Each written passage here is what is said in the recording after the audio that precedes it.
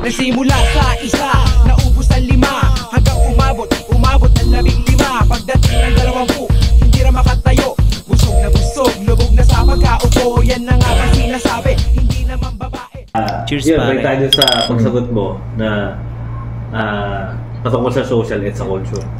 Naalala ko lang din nung isa Rizal class namin nung college, meron pinabasa yung prof nun. Yung sulat ni Rizal, ang title yata parang Indolence of the Filipino People, or parang patungkol sa katamaran or something like that ng mga Pilipino during the time ng mga Espanyol. Parang kinritik niya doon yung view na yon, na sinasabi kasi ng mga Kastila, mga Pilipino daw tamad, kaya hindi bunglad, something like that. Pero ang argument ni Rizal nga, one of his arguments ay cheers pare. Well, kaya ganyan ang Pinoy na parang ayaw mag-exert ng effort, at least during their time. Kasi alam naman nila, yung kanilalagyan nilang sistema, kahit anong sikap nila, hanggang dyan lang sila. Kasi nga, that time... Nangakitan.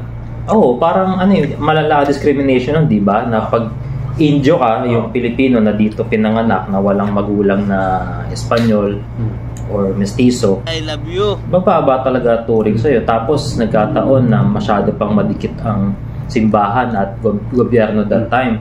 So yung mga malalawak na lupain under the management ng mga praile. Excuse me. So sinasabi ni Rizal, hindi tamad ang Pilipino per se. Nagkaganyan sila kasi na-realize nila kahit anong sipag nila, hanggang dyan lang sila. Hindi nyo hahayaan kami na umangat. Pero unlike the likes of Rizal na hindi naman talaga mahirap, mga siguro sa standards sa ngayon, baka sabihin middle class o pataas pa kasi napag-aral sa ibang bansa eh.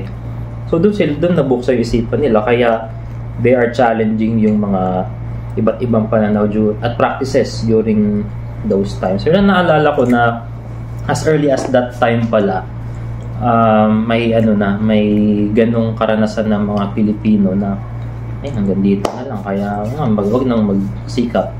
Although on the other hand, hindi rin siya maganda. Alam ko yun. Na ganun na lang, parang isisisi mo lang lagi sa sistema. Tingin ko dito nagtatrive yung mga tulad ng mga influencer, businessman na talagang dumiskarte. Yung rags to riches stories. Kumbaga, wala ka nang pakialam sa mga hindrances, basta hassle ka lang ng hassle. Oo, kasi ayaw mong yun, doon nagagaling yung mga sinasabi mong influencer. I think so. Kaya, no wonder, kaya nga nung malaman nila na malaki pera sa SOCMED, ang dami nang tumalong kahit nga walang kwenta yung content. Yung iba, naalala ko, may napanood ako, million views, anong ginagawa? Ay, naglalagay ng ketchup sa hollow blocks, kakainis. Ano yun, di ba? For the sake of viewers, kasi doon ka kikita, doon mga monetize. So, yun yung mga diskarte na tinatawag kahit walang ambag sa lipunan, diba? Or siguro sa mental health kasi masaya. Yun yung naalala ko.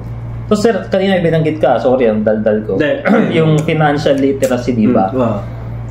Common din yan. Yung isa pa lang na uso ngayon, no, na mga part-time side hustle na mga insurance, mga whatever. Parang lagi nilang sinasabi, kaya mahirap ang Pilipino, one of the main reasons, yun nga, kulang sa financial literacy. Totoo naman, although naalala ko may ilang mga nagcha-challenge sa view na yun eh. Sabi, sige, let's say, halimbawa, nag-aral nga na financial literacy, nag-attend ng workshop, seminar yung Pinoy. Paano kung yung pera niya, as in sakto sa basic needs? Saan makakapag-save pa ba siya? Di ba main idea ng financial literacy among others, magkaroon ka ng savings kahit gaano kaliit. Paano nga kung sapat na sapat lang? No?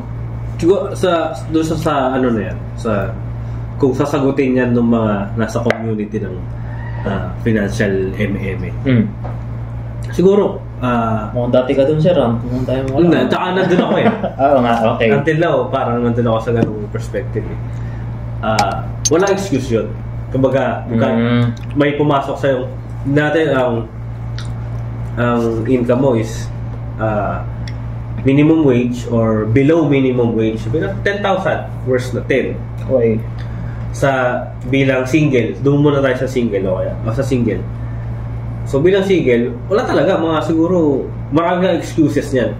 Pero dun sa concept ng financial literacy, talaga kailangan mag-save. Yung dun sa sinasabi ni Chinkitan na iwas bisyo, iwas ng ganito. Kung dati kumakain ka sa labas, tanggalin mo yon. Kung dati nagde-Netflix ka, tanggalin mo muna yon. Yung delayed gratification, tanggalin mo siya ng tanggalin. Hanggang sa meron kang savings na sabihin mo na a day mo meron kang 50 pesos. So ipunin mo na yung 50 pesos times 50 times 30, di 30 days, di meron ka ng magkano nun. Ipunin mo yon. So labas doon sa 10K mo, isip ka na naman ngayon ng paraan para kumita na naman.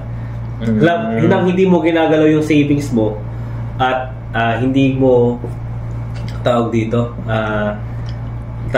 hindi mo binabago yung lifestyle mo, yung expenses mo. So from 10K, meron ka ngayon side hustle na nagpapasok sa'yo ng sabihin natin 5K, 2K, so meron ka ng 15 o 12K na income. So dagdag uli yun. Ganun lang ng ganun. So sa mindset ng mga sa mindset ng mga gustong yumaman o nagpapayaman o entrepreneurial mindset, talagang walang excuse. Walang excuse. If there's a will, there's a way. Wala siyang excuse. So kung nasa labas ka nun, ng ganung parang community, magmumukha kang hyper. Nag-hype ka lang, nag-hype. Pero sa kanila, talagang claim it talaga, tapos manifest. Pero habang meron ka ganung mentality, manifest, humaasal ka rin talaga, kailangan mo siyang sabayan. Hindi yung pwedeng nagpo-manifest pero wala kang ginagawa.